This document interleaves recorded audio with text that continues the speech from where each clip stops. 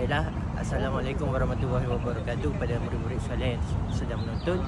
Hari ini cikgu akan mengajar tentang pemanasan badan. Di sini cikgu telah sediakan marker di mana triangle telah dijadikan garisan permulaan dan garisan penamat di bahagian hujung marker, hujung triangle sana. Baiklah, sama-sama kita saksikan cara untuk membuat pemanasan badan hoki.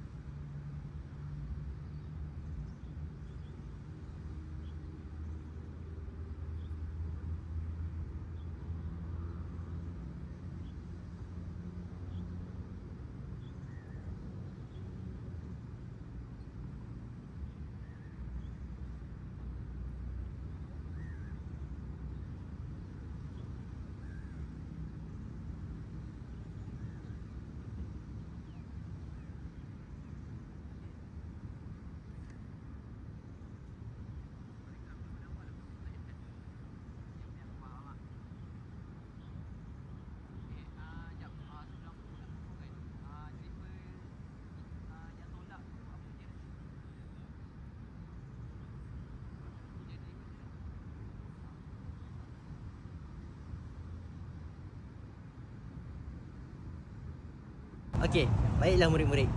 Jadi sekarang cikgu akan ajar kamu semua tentang asas memegang kayu hoki. Untuk menggelecek, kamu harus tahu cara untuk memegang kayu hoki kamu.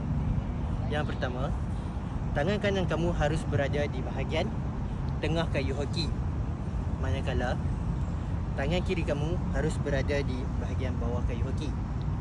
Kemudian, kedudukan kamu harus berada pada jam pukul 12. Seperti ini, kamu harus tunduk dan bengkokkan badan kamu dan letakkan kayu hoki seperti ini. Sudahkah anda nampak? Baiklah, ini merupakan asas untuk menggelecek, di mana kamu harus tahu cara untuk memegang kayu hoki kamu. Di dalam dunia hoki, kamu tidak boleh menggunakan bahagian belakang kayu hoki kamu. Kamu hanya boleh menggunakan di bahagian flat sahaja.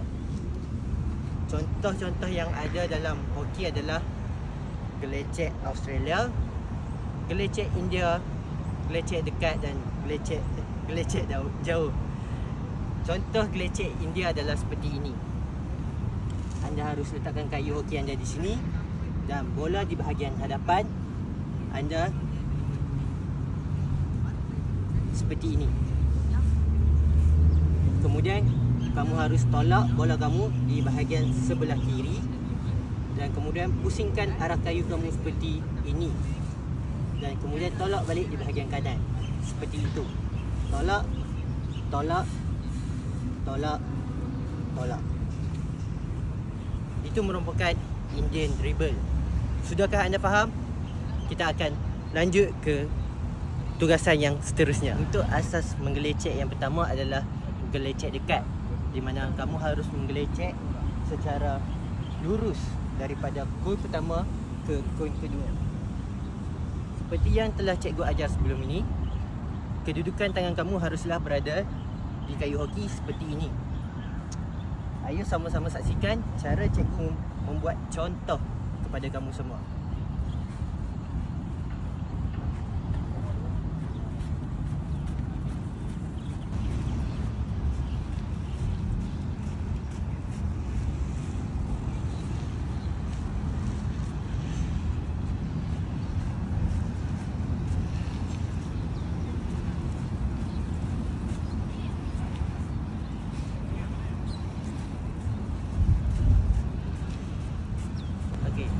kita akan akan teruskan lagi dengan teknik yang kedua, iaitu loose dribbling ataupun menggelecek longgar, di mana bahagian tangan kamu akan berubah dengan yang sebelum ini, di mana kamu letakkan tangan kiri di bahagian bawah dan tangan kanan di bahagian tengah.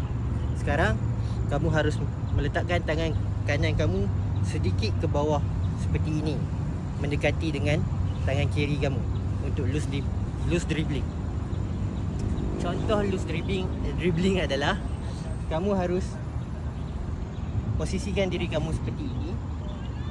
Kemudian kamu perlu tolak bola itu menjauh daripada diri kamu supaya ada jarak di antara bola dan kayu. Sebagai contoh, cikgu akan lakukan sekarang.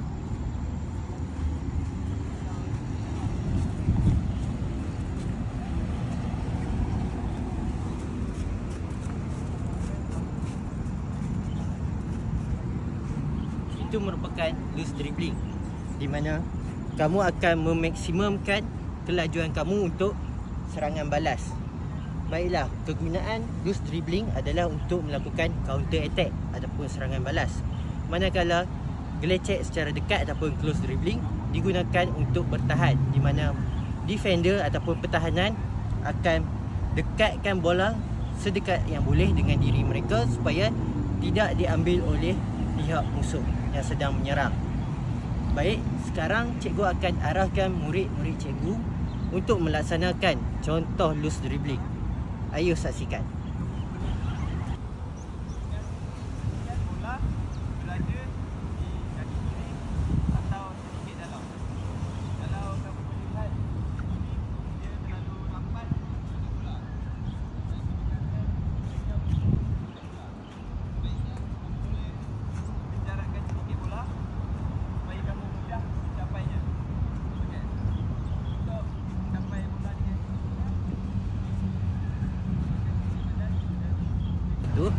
Jadi untuk latihan ansur maju yang kedua kita untuk Indian dribble adalah saya telah sediakan 4 kun di sini, di mana di kun pertama hingga kun kedua murid akan melakukan dribble secara dekat ataupun Australian dribble.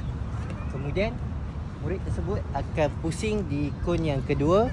Kemudian mereka akan masuk di kawasan D, di mana mereka akan one on one dengan goalkeeper menggunakan Indian dribble dan menjaringkan gol. Baiklah, mari kita sama-sama saksikan contoh yang bakal dilakukan oleh saya dahulu dan kemudian contoh yang dilakukan oleh murid saya.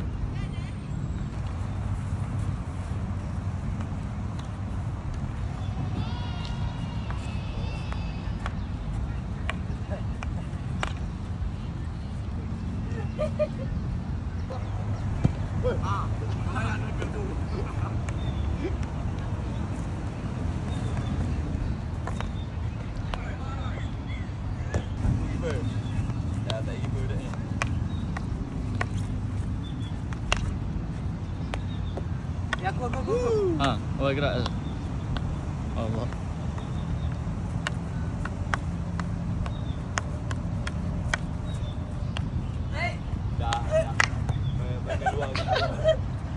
Jadi itu adalah contoh daripada latihan yang telah saya laksanakan. Saya harap setiap latihan yang saya laksanakan itu berbaloi dan boleh dilakukan di mana-mana sahaja oleh mana-mana guru, di mana murid tersebut akan belajar cara untuk dribbling dengan bagus dengan pelbagai teknik dribbling yang ada, iaitu Australian dribble, Indian dribble ataupun apa-apa saja jenis dribble yang ada untuk menjaringkan gol dan bermain dengan baik. Sekian sahaja daripada saya. Assalamualaikum warahmatullahi wabarakatuh.